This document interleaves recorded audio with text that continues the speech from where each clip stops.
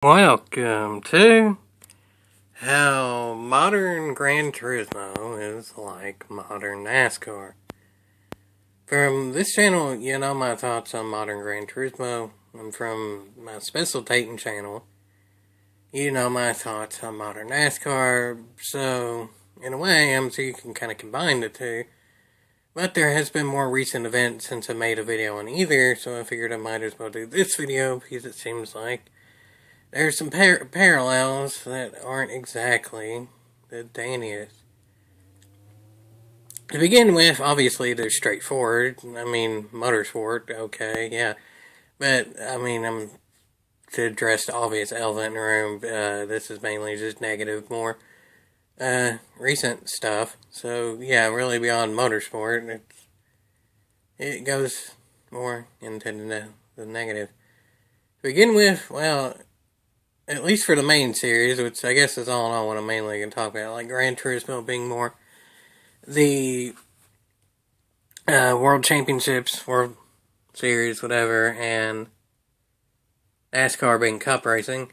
Well, back in the day, there was a title sponsor for the Gran Turismo World Tour events. It was the FIA. Back in the day, there was a title sponsor for NASCAR's main series. It was, or they had a whole heck of a heap, but it ended up being Monster by the end. Monster Energy Drink. Yeah, that ain't exactly a tourism right yonder. NASCAR lost a whole heck of a heap of viewership throughout the time. Many people say many different reasons, but it seems like it's a general trend that most people believe.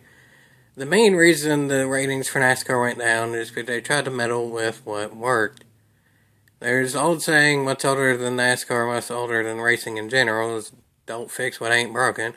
And when NASCAR, at its peak, was the second most popular sport in America. Like, literally, you can look that up, it was. 2005 and 6-ish, second most popular sport in America. And you know what was around in 2005 and 6-ish? There was the chase, and for almost all the time before that, full season points format. You know what there is. For the last way too long, I think it's something like 11 years now, the playoffs, where it goes from 16 drivers to 12 to 8 to 4 in the final race. I know many people said this better than me, but I haven't really said it directly, especially on this channel. The reason for any motorsport that the playoff system, where it eliminates drivers per round, race, however you want to word it, doesn't work, is because in racing, everybody races with everybody every race. And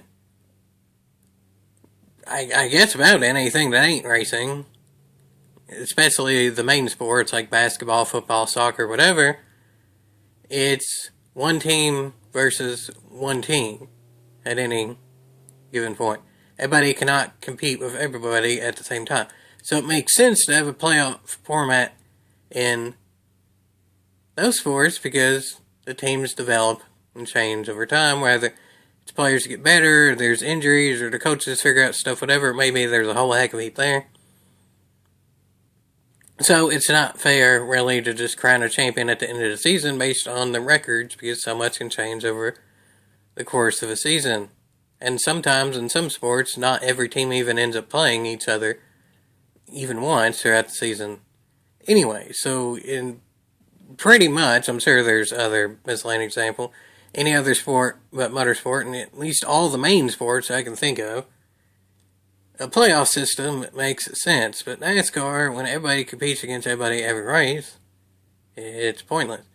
The reason that NASCAR wanted to do it is because they saw the ratings drop a bit, and the main reason the ratings dropped a bit was because people didn't like the car tomorrow. Jimmy Johnson was winning every championship, and the recession hit. It wasn't because of the chase format. The chase format is what got them to be the second most popular sport in America. As much as I'm sort of indifferent on whether NASCAR should go back to the 10-race chase or to full season format, I'm kind of equally split on either. I'm fairly certain that if NASCAR would have stayed with the full season points format, because people were mad after the 2003 season when Matt Kenseth only won one race, NASCAR would have still been a very popular sport, but I don't think it would have quite made it to second in the U.S. So I would say at its peak, having the chase helped. And you could argue it's kind of the same with Gran Turismo. Gran Turismo was right about at its peak of, I don't know of total players playing, but I would say online relevance right about 2020-ish. Granted, that was also somewhat helped with COVID as well. But back in 2020-ish, there was a lot going for it. Mainly, like how NASCAR in the old days, still fairly recently, if Cup, had a main sponsor, Gran Turismo had FIA, and obviously FIA being the Railroad Racing Association too, there's some stuff to do with that. But at least with Gran Turismo, it made it had more worldwide appeal and kind of more respect among true racing fans. And also in 2020, there was still the Toyota Cup as well, along with the nations and manufacturers, so that kind of all culminated. Around about 2020-ish was Gran Turismo's peak. Honestly, even though there's a whole heck of a heap of iffiness with the FIA, both in the World and Gran Turismo, and some people were very much split on the Toyota partnership, because frankly it made, especially on the manufacturer side, Toyota much stronger than they really deserve to be, and with extension Lexus and Subaru as well, because they're the straightforward Lexus is a luxury brand of Toyota, and then Subaru has some partnerships with Toyota as well, mainly being the BRZ, which has a Group 3 car, so there's a relation there. And even to still some extent, we see that today, Subaru is one of the most dominant for manufacturers, and Lexus and Toyota are still most certainly up there now, so we're even still seeing the effects of that, which happened many years ago. The point being is, I would say without the FIA and without the Toyota Cup, honestly, Gran Turismo would have been slightly less popular as well, even at its peak. Overall, I think the Toyota Cup was a good idea, but I don't really think they needed to bump Toyota's manufacturer, or mainly a manufacturer cup, but you can see it some in others too, but especially in manufacturer cup, they didn't really need to bump the Group 4 and especially Group 3 car as much as they did. More people would have been happy with it being outright fair and close, competitive, than outright just giving Toyota and its affiliates an edge. But yeah, there we were. But the point being is that I'm kind of indifferent of if there's something like a Toyota Cup to return, as long as it's done in a fair way. I'm indifferent if the chase returns in NASCAR, as long as it's done in a fair way. We'll see about that. Both of which we don't particularly know. We don't really know all that much if the Toyota Cup will return. We don't know for absolute certain if the chase will return. What we do know of NASCAR is they are at least saying they are not going to do the one race decides who's champion format anymore, which was stupid to begin with, and everybody told them was stupid to begin with, but they tried to fix something that wasn't broken. This relates to Gran Turismo as well, because Gran Turismo started to implement for Nations Cup, so not only the Manufacturers Cup had iffiness with Toyota, the Nations Cup has had iffiness for many years now. I'd say would have been, I think, at least 2018 at this point. Every pick a time. The Nations Cup is decided by one final race in Red Bull X cars. The Red Bull X cars do not exist in real life, and they're used every cut and pick a time. So instead of with their partnership with Red Bull that they could do something of, oh, the winners get like a year's supply of Red Bull, or they put Red Bull sponsorships on their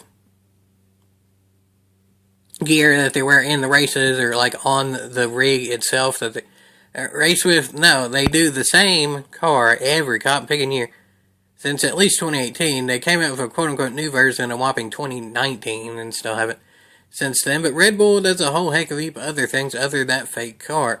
Red Bull has rally cars. Red Bull has NASCAR now. Red Bull's involved with a whole whack of stuff. F1 back in the past.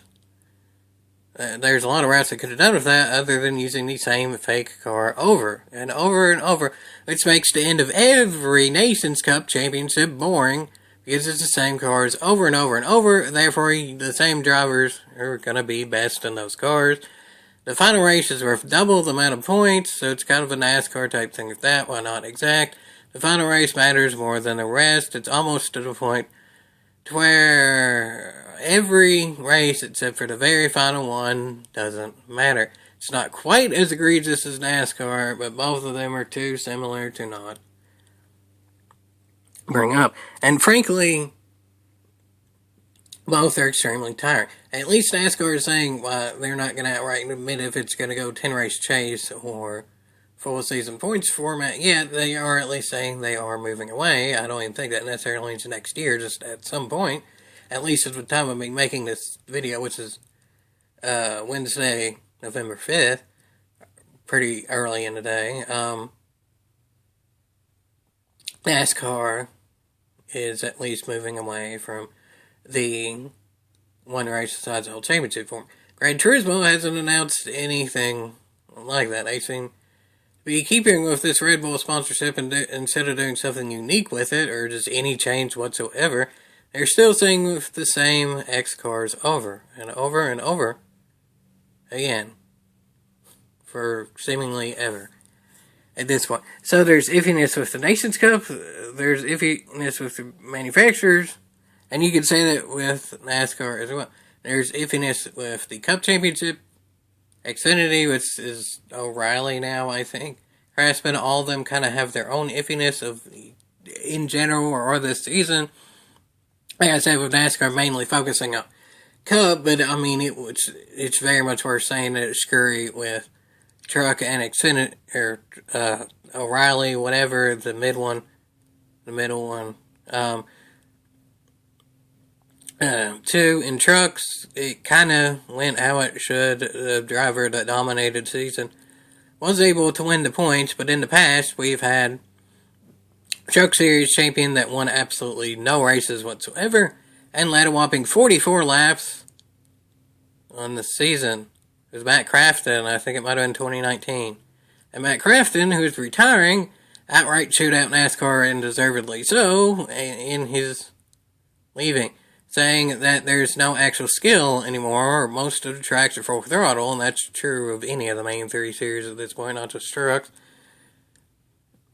So that's the problem I agree with as well, is the NASCARs don't really have enough power across the board. Even that kind of mimics Gran Turismo. In the older days, especially with the Group 3 and Group 4, generally speaking, they would give them a bit more power. Nowadays, with the balance of performance, they seem to have less horsepower than in the old days, because it makes them a little bit more drivable, it makes the racing a little bit closer, it makes it better theoretically for the spectacle. But fans can see right through that, whether it's NASCAR or Gran Turismo, and realize that honestly, more horsepower just makes for the better overall event. It makes for there being more skill, it makes for there being the moments that have the incredibleness even more special, because it's that much harder to get to that point to begin with. More power is usually the answer.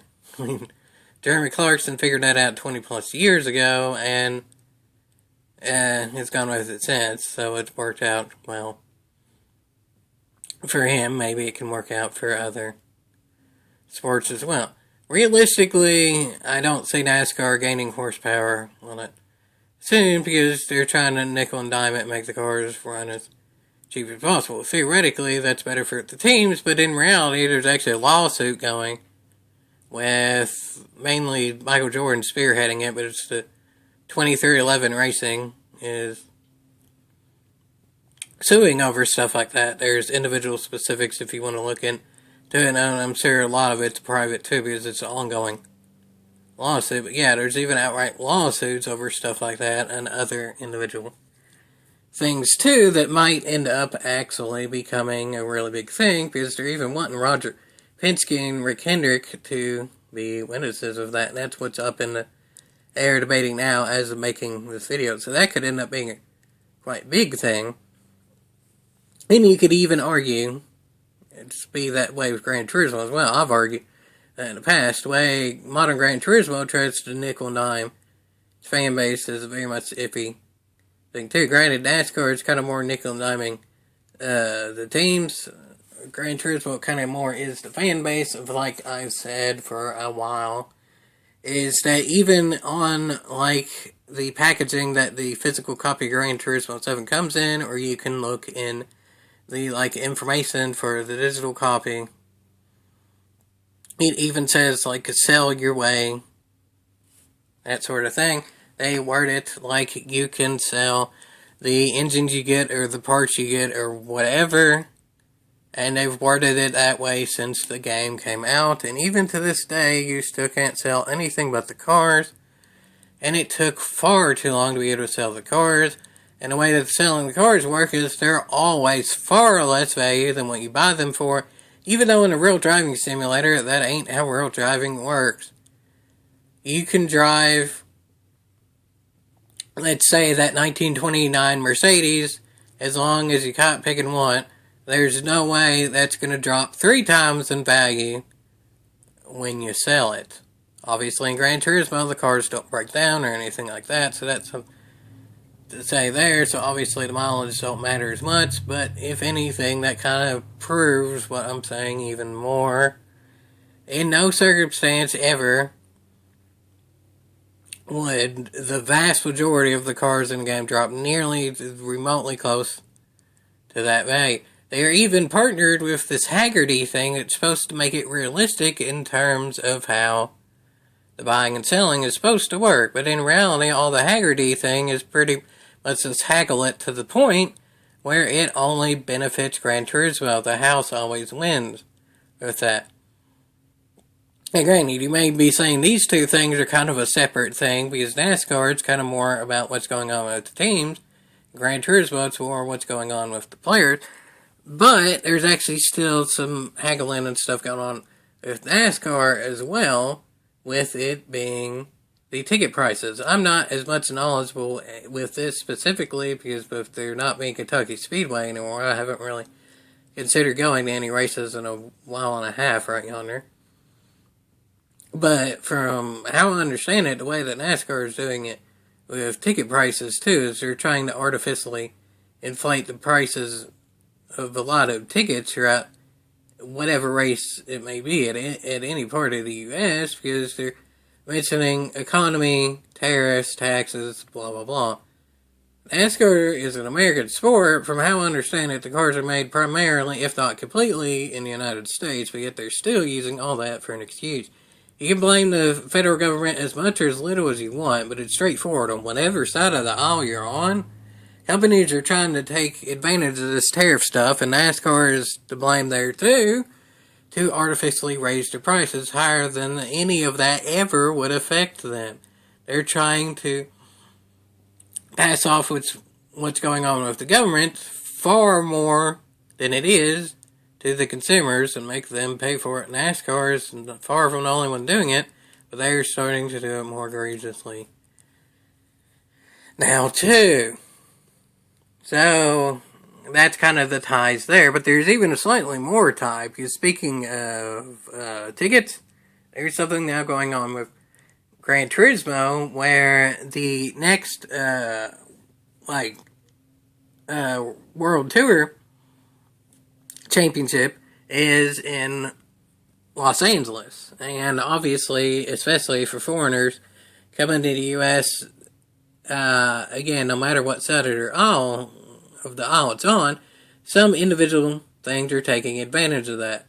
They are raising prices and stuff for a concert or event or whatever it may be, because they say, oh, less people can go to it because tariffs and restrictions and blah, blah, blah, blah, blah.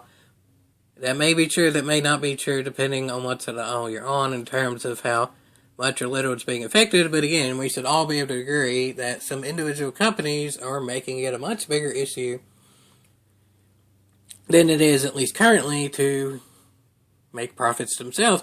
And Gran Turismo is no different. What they're doing with the Los Angeles event, if they've partnered with GT Planet, of all things. My thoughts about that. Recently, I will say it's on a very recent development. We'll see how it's going to go. There are new moderators for GT Planet. Does that mean there's going to be changes in terms of how things are moderated on average? Does that mean some old things return that should have never left in the first place? I made a video about it. Who knows? It might just be for show. Who knows? We're going to find out, because it's very recently in development that there are new moderators, so we'll see with that. But the point being is they are offering tickets to the GT Planet members first. From how I understand it, basically mean they're sucking up to their kind of more involved, and I wouldn't say outright elitist. I mean, anyone can join GT Planet, but I will say those that are much more knowledgeable in the Gran Turismo franchise for that too, because just getting someone who lives in Los Angeles to go there, they probably can't nickel and dime them as much as Gran Turismo fan for a Gran Turismo event. So I'm sure that's a lot of it too. While it might look like a good deal on the service, they're going to nickel and dime so much with the merchandise or the food or the parking or whatever it may be. I guarantee it ain't going to work out too well there. I guarantee it ain't. When probably those native to Los Angeles can sort of realize that and figure it out. Another not really huge deal, especially for the majority of players or majority of fans or whatever, but it's kind of annoying once you are to the event too, is that, I even started noticing it towards the end of when I was going to races at Kentucky Speedway. The choice in the music and the choice in the live performances changed into it too, not to the benefit of the majority of the fan base. NASCAR is getting to the point to where they don't exactly play music that most people want them to anymore. Granted, that might be a licensing thing. They just don't want to pay the copyright. Who knows? Again, that might come down to nickel and diming. Or it might just come down they want to be trendy with the kids. Who knows? It's probably a combination of both. But nonetheless, what they play at the track, and especially the live performances, ain't exactly what it used to. And this ties with Gran Turismo as well.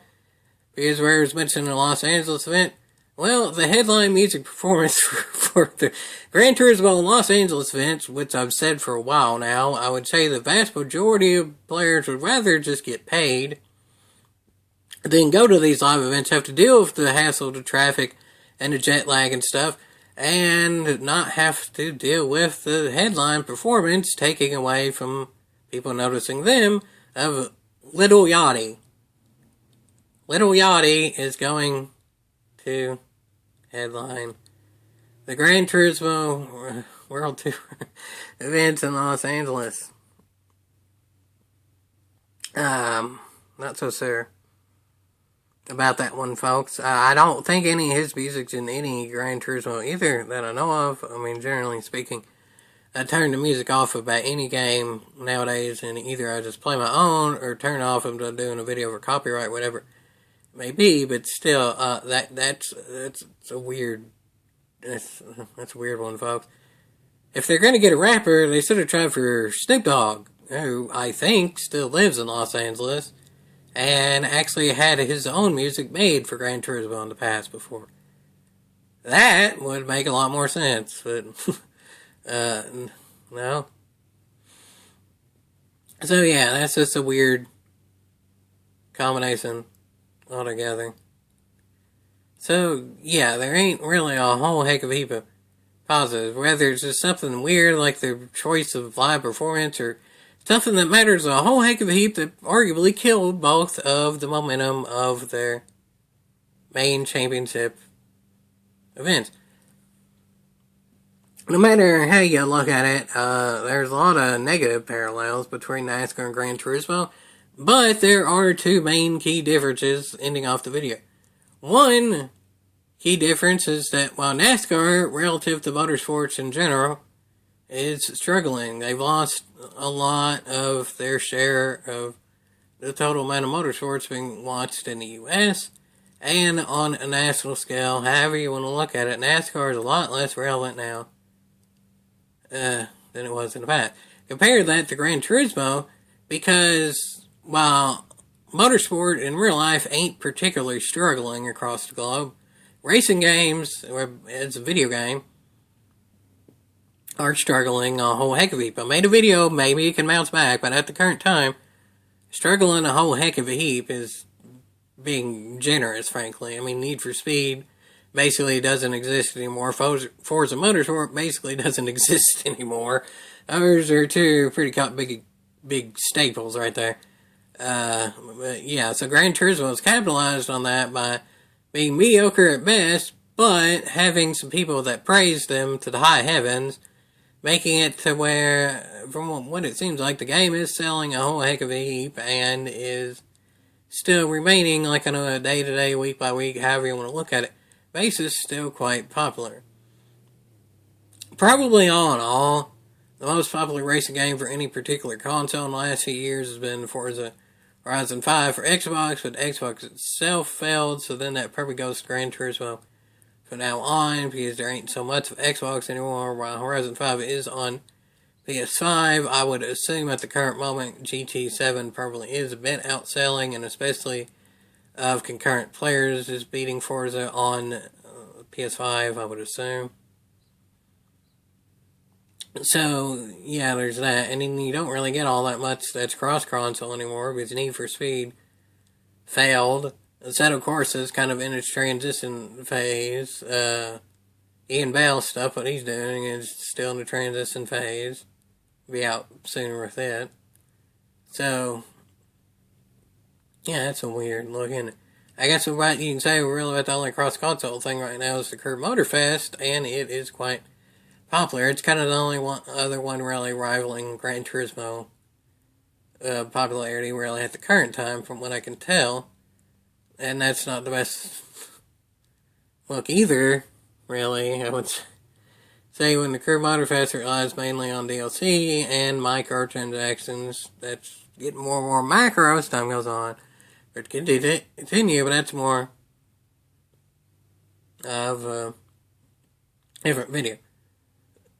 But the point being made of that is the first kind of final is that Gran Turismo, despite me not really understanding it, I guess just shows how terrible the racing game landscape is at the current point.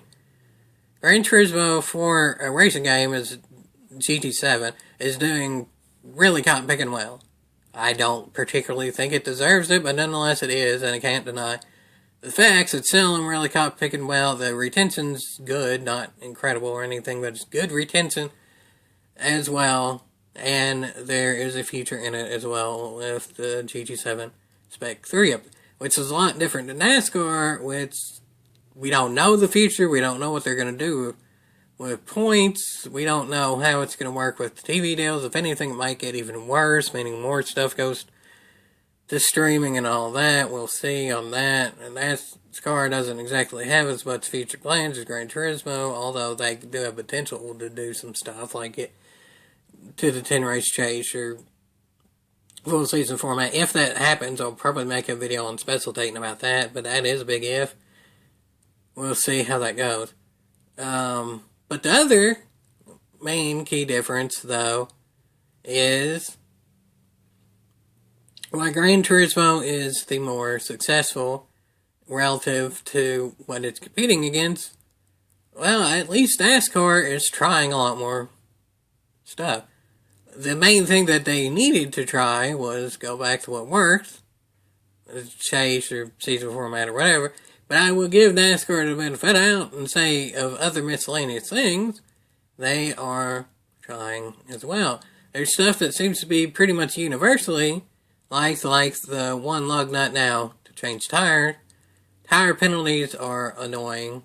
It's just it ends up affecting the race and just pissing off the fans of the driver a whole heck of a heap, and pissing off people watching the race some, because usually that then leads to, at worst, outright caution, always taking the camera off the actual accident, whether it is through pit stops or green flag pit stops, so sometimes there's still sort of bad on track, whatever it may be, to then show what's going on with the tire, and whether the pit stop took longer or it got loose or whatever it may be. So that's pretty much universal liked. It seems like most people including myself, like the choose rule to where every driver can pick on whether they want to stay with the traditional,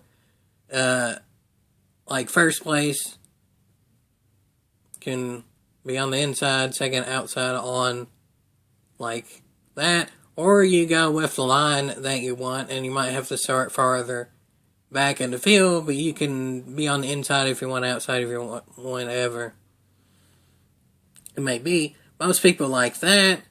I'd say it kind of leans to more people like it of the way they do green white checkers now, where there are multiple attempts. I do like that as long as it's for racing and not for tire failures. So yeah, I didn't exactly like the Cup Series finale. Granted, that isn't really a direct comparison to Gran Turismo because the tires don't blow out. That's why I didn't go into specifically the finale this time around all that much. Yeah, Denny Hamlin deserved to win this format, but I mean, Kyle Larson did finish the season with the most points, so he would have won the championship either way. But that might have not happened if there was full season points, because Bowman wouldn't have needed, or Byron wouldn't have needed to race as hard as the tire may not have blown, because he's probably going as full and hard as he possibly could, especially because there were tire issues early in the race. As much of a lead as he had going in that, probably crew chief would have told him not to push as hard, so the tire may have not blown, so then he would have won the old, however you want to look at it, is different. There, again, Gran Turismo doesn't have tire blowout, so the finale is not a direct comparison, but it's still a general comparison of it's really the only final race that mattered in this particular moment, whatever. It's still worth bringing up because that was still a stupid system. If Gran Turismo really wants to be a racing simulator, there probably should be tire blowouts, really, if you do something incredibly stupid, like running tires way too bare, or outright just cut the track over and over and over, that sort of thing, maybe. But whatever, that's not really the point. It's just worth bringing up, because that was so much NASCAR stupidity, it was hard not to bring up. I'm sure you get where I'm going with it. While there's very much deserved anger of specific races, there are individual things that NASCAR have added that in general are good. There are some things that are mixed that maybe they shouldn't have tried, like having the more road courses, especially on the street stuff. Chicago was a cool novelty to begin with, but nowadays I think even NASCAR saw the error in the race, and from how I understand it, at least for next year particularly, I don't think that there's going to be Chicago street race. There's some iffy things in terms of the individual track horsepower and downforce packages, that's for sure. In general, that's probably more of a negative thing, but overall, NASCAR is at least trying to do some things. Not the main things that they should really be trying for, but at least NASCAR is experimenting, and some things has worked out. With Gran Turismo, at least for the last few years, it's been very bland in terms of their championship stuff. It's been even worse recently, because in the old days, they do some Group 4 stuff and some Group 3 stuff. Nowadays, it's just all Group 3 for manufacturers. They ignore Group 4 completely now, and I don't know why. Because arguably Group 4 has more variety, because it has the front-wheel drive cars, mid-engine car, four-wheel drive cars. It's not all just rear-wheel drive stuff. So, I don't really get that one. So, Gran Turismo's gotten worse in that aspect. And then, obviously, just the complete omission of the Toyota Cup recently. So, that's just one less thing for fans to watch. Manufacturers gotten worse because they're not using Group 4. There is no Toyota. Nason's doing the same again with the X. Really, the only thing Gran Turismo has sort of kind of improved on recently is they have a bit more variety in the quote-unquote daily, really they're weekly, Race A's, but that doesn't affect the championships at all, because Race A haven't had a driver rating increase for as long as I can remember, like 2023-ish, somewhere in that general yonder. So yeah, that barely matters. As much as I don't understand why, Gran Turismo is still doing really cotton picking well relative to its competitors. And as much as I don't understand why, NASCAR is focusing on doing a lot of implementation of small stuff instead of fixing the main stuff, but I will give the benefit of the doubt and say that maybe this money that Gran Turismo is earning from being on top, whether they deserve it or not, they're put back in the game. And maybe some of the miscellaneous stuff that NASCAR has changed will still become more and more of a positive as more of the teams get used to it, as it can be fine-tuned to make the racing better, whatever it may be. So I will give the benefit of the doubt to both of them there to kind of end off the video in a somewhat positive way. But overall, yeah, it is definitely a negative video, and while I don't know if I'd outright say that either NASCAR or Gran Turismo is at its worst point it's ever been or anything like that, they're both in really cotton-picking bad points, and there's far too many parallels to ignore. And overall, it most certainly ain't worth the ego. Again, if there's an outright update that's like conclusive and confirmed that NASCAR is going to go back to different points format, then I'll probably do a video on specifying. If there are big changes in Gran Turismo, I'll do a video on this channel when I get a chance. I mean, we know we're getting the Spec 3, so I'm sure I'll cover that in some way, shape, or form. But if there's other big announcements, like at the Los Angeles event or whatever, I'll cover it. Dude, but at the current time, it certainly ain't the dandiest look, and certainly ain't worth the e-haul.